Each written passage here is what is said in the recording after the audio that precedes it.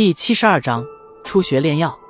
离开议事厅，萧炎回到自己的房间，将炼制疗伤药所需要的一些东西准备好之后，再次悄悄地溜上后山先前修炼的那个偏僻山洞。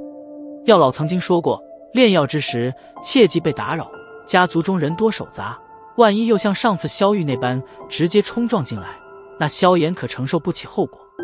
鬼鬼祟祟地窜进山洞，萧炎迫不及待地从怀中掏出那戒，将一道斗气输入其中，淡红色戒指之上光芒略微闪动，然后一尊接近半米左右的红色药鼎凭空出现在了山洞之中。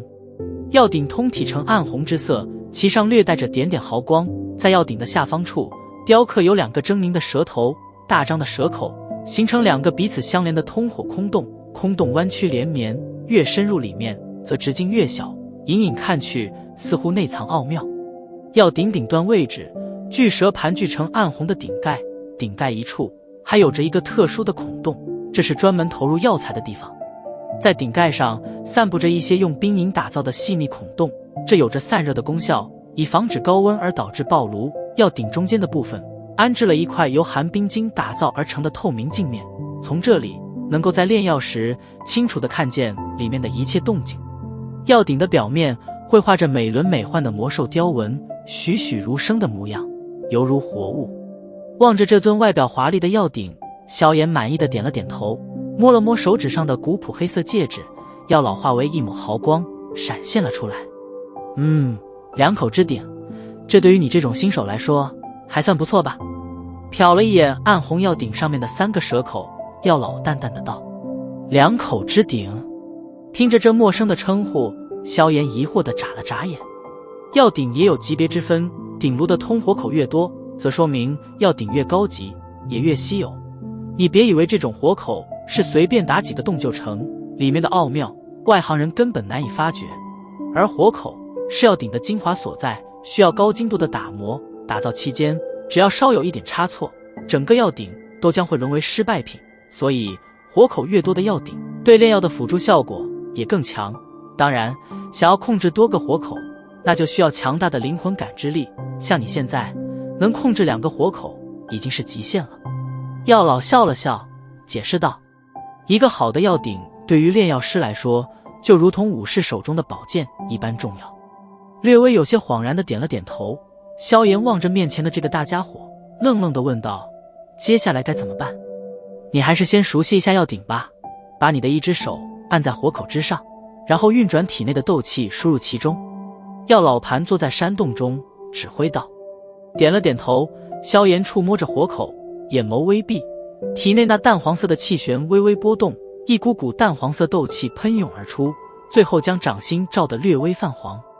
淡黄的斗之气在到达掌心之后略微沉寂，然后犹如受到狂猛吸力一般，竟然从掌心中窜出，然后通过火口钻进了药鼎之中。噗一声闷响，淡黄气流在经过火口之后突兀地被转化成了淡黄的实质火焰，在药鼎之内不断翻腾燃烧。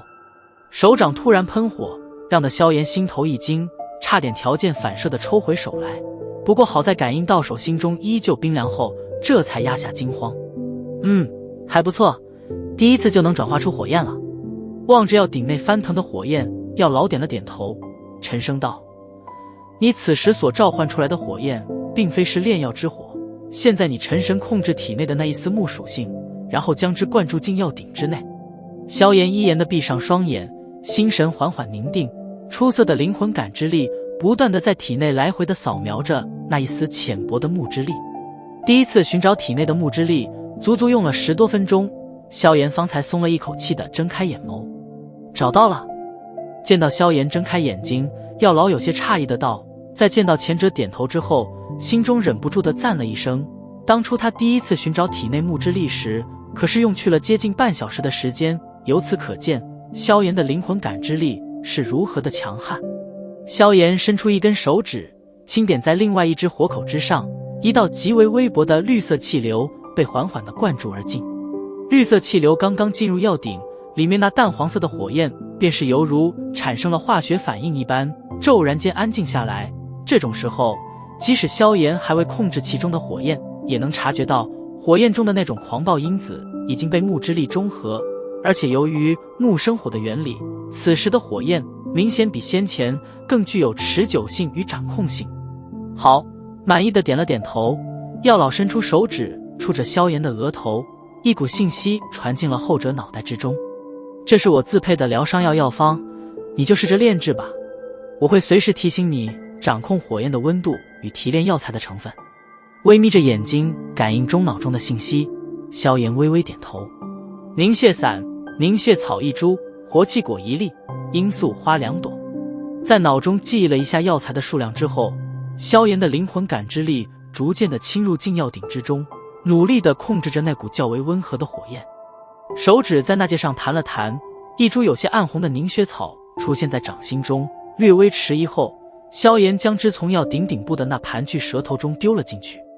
凝血草一进入药鼎之中，萧炎还来不及控制，火焰便是扑腾而上，转瞬间，一株凝血草便是化成了漆黑的灰烬，最后被药鼎中的特殊设置驱逐出了鼎内。望着自己第一次的失误，萧炎尴尬地笑了笑。继续，药老淡淡的道。